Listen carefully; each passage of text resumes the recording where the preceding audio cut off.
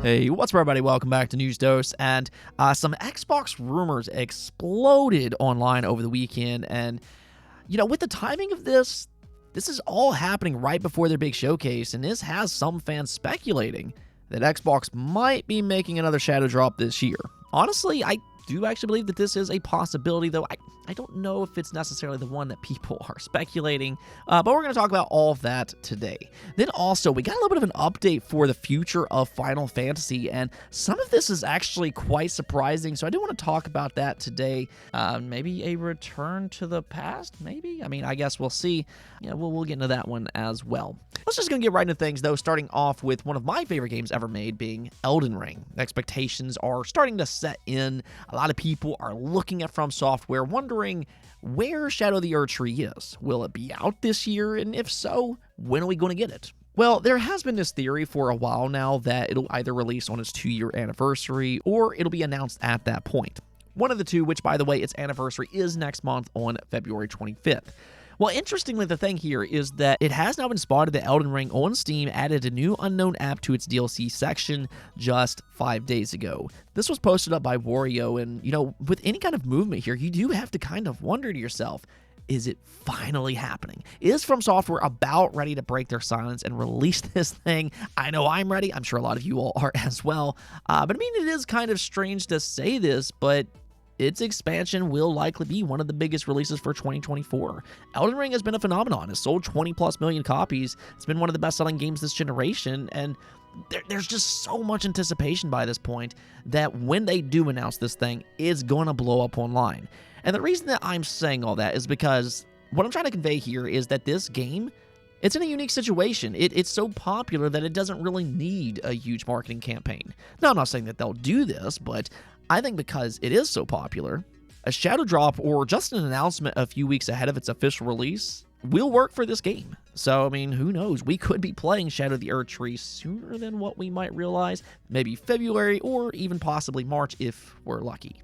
Also, we got an update for Final Fantasy's future, one of the big talking points for Final Fantasy 16, and I'll even say with Final Fantasy 15 is how they've divided the community. The direction for the newer entries has been much less focused on those RPG elements, and they've been more compared to games like Devil May Cry as an example. Now, I personally really enjoyed 16. It was one of my favorite games last year, but not everybody necessarily felt the same way. A lot of people are very frustrated with the direction that Final Fantasy has gone in, and the evidence really does speak for itself. We talked about this last week, but Final Fantasy 16, it didn't even rank in the top 10 best-selling games for 2023 in Japan.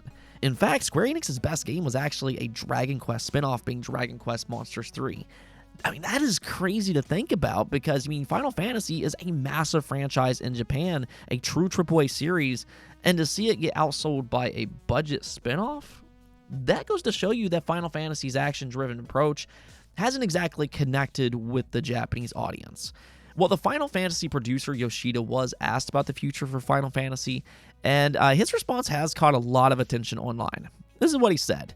I've had the chance to work on 2 of these, 14 and 16, so maybe it's time for someone new, Instead of having the same old guys handling the next one, I think in some ways it would be good to look to the future and bring in a younger generation, with more useful sensibilities to make a new Final Fantasy with challenges that suit today's world. He then continues on to say, and while I'm certainly not looking to pick a fight with older games, we all make Final Fantasy games thinking, mine will be the most fun. So my advice is to just dive in and first put down on paper what you believe would be the most enjoyable Final Fantasy before thinking too hard about it. Then from there, you can think, since 16 was real-time action, my Final Fantasy is going to have real-time action and turn-based battles. Or you could go to the other extreme and return to its fully turn-based pixel art roots.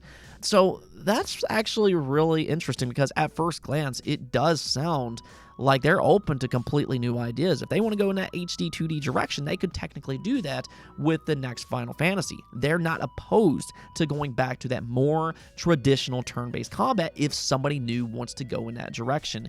And I know there's always that debate about turn-based versus action for AAA games and just how much of an audience there is compared to action games, but I really think that both formats have a lot of potential. There's a lot of love for turn-based games. Just look at Baldur's Gate 3 from last year. That was one of the best-selling games for 2023. Or look at the Persona series, which has been very, very successful.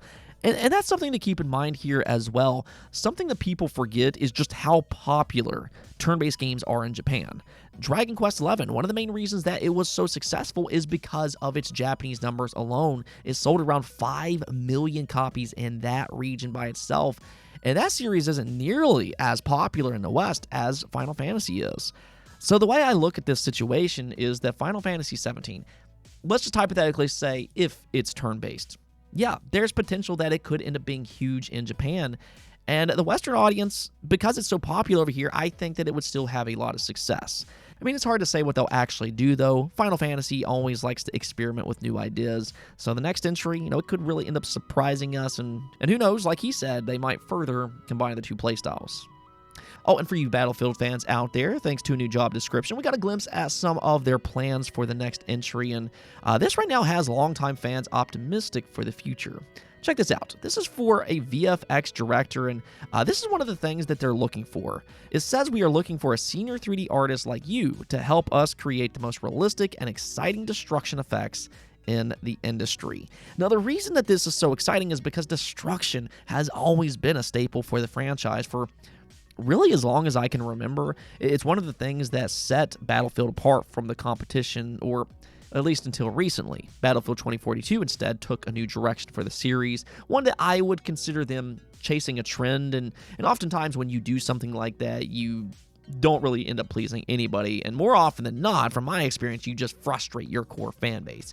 And I think that that's one of the reasons that 2042 has had a rough time. Now, there's other reasons as well, but nonetheless, this job listing does, however, make it seem like they're very aware of that. Maybe this is them going back to the roots of the series and, what made Battlefield unique and so special in the first place.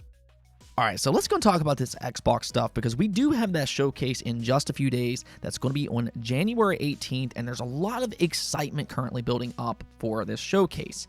Well, the thing is that over the weekend, there's been various rumors that started to explode online, and the two that I want to focus on here are rumors that are starting to gain a lot of traction due to a series of mentions. The first of which is for Stalker 2. See, what's happening here is that earlier this month, it was spotted that Stalker 2 recently added an unannounced pre-order bonus on the Xbox Store. So that already had a lot of people talking about a possible announcement coming soon.